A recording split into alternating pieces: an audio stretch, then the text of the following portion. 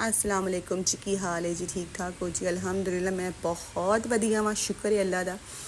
अच्छा जी, अज मैं बना लगे सा चनिया वाले चावल, तो मैं क्या चलो आओ मिल के बनाइए, तो नाले मिल के वेखिए। अच्छा जी, इत्थे मैं चने रात नहीं भिगोते सन, तो सुबह उठ के मैं इन्होंने प्रैशर च पा के एक चम्मच नमक का पा के मैं इन्होंने वेट दे दिता। इत्थे फिर प्याज कट्टिया, अदरक लसन का पेस्ट, खड़े मसाले, बिरयानी मसाला, थोड़ा जा नमक, खुश्क धनिया, टमाटर, सब्ज़ मिर्च, इत्थे इमली की चटनी थोड़ी जी ली सी, तो इमली भी ली ना, उन्होंने पानी च भिगो के, तो मैं वह मतलब पानी निकाल लिया।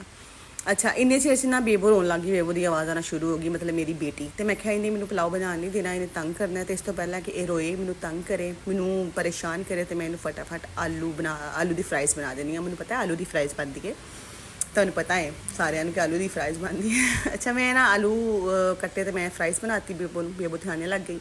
अच्छा, इत्थे नाल जी साढ़े चने भी हो गए सन, तो चने माशाल्लाह परफेक्ट गल गए सन। तो मैं चनिया ने स्टेन कर लिया, इन्हों का पानी सारा कढ़ लिया, मैं टोकरी च पाता, मैं क्या चलो ठंडे हो जाएंगे, नाल पानी निकल जाएगा इन्हों का। अच्छा, तो नाल ही मैं देचकी रख ली, देचकी मैं थोड़ा जहा आयल पाया, आयल पा के, तो मैं प्याज सब तो पहले प्याज पाया, प्याज जी तो थोड़ा जहा नरम हो गया, फिर मैं ये खड़े मसाले पाए सन। मैं सब तो पहले खड़े मसाले नहीं पाए, तुम वेख्या होएगा, क्योंकि खड़े मसाले अगर असीं पहले आयल च पा दईए ना, तो इन्हों की खुशबू नहीं रहिंदी, तो इसलिए मैं पहले प्याज पाया सी, प्याज जो थोड़ा जहा नरम हो गया सी, फिर मैं ये पाए सन खड़े मसाले।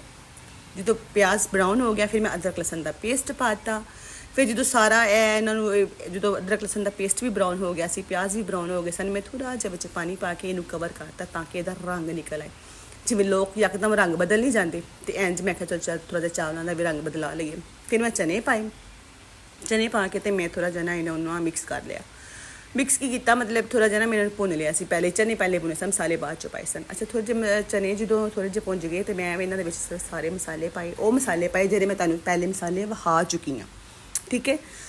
वो मसाले पा के, तो फिर मैं इन्होंने थोड़ा भुनिया, जो थोड़े भुज गए, तो फिर मैं ये चटनी पाई, इमली वाली चटनी जी मैं तुहानूं सब तो पहले वहाई है, भुलना ना जाए, मैं तुहानूं नाल दस रही हाँ। अच्छा जी, इन्होंने मैं अच्छी तरह भुनिया, ताकि ये जो मसाले पाए ने, जो मिर्चा पाई ने, वो सारे गले च ना पैन, सही परफेक्ट पुज जान।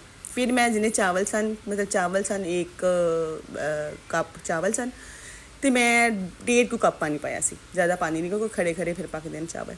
अच्छा जी, तो पानी उबलना शुरू हो गया, तो मैं ये चावल पाते सन, तुम वेख रहे हो, मेरा तो हुणी मूँह पानी आ गया, माशाल्लाह माशाल्लाह, बहुत मज़े के बने ने, बहुत मज़े के चावल बने। अच्छा जी, इतने मैंने क्या चलो उन्नी देर तक मैं इत्थे नाल कचुंबर भी बना लैनी हाँ, तो कचुंबर बनादियां चावलों चो पानी खुश्क हो गया सी, तो मैं इन्हों दम लाता।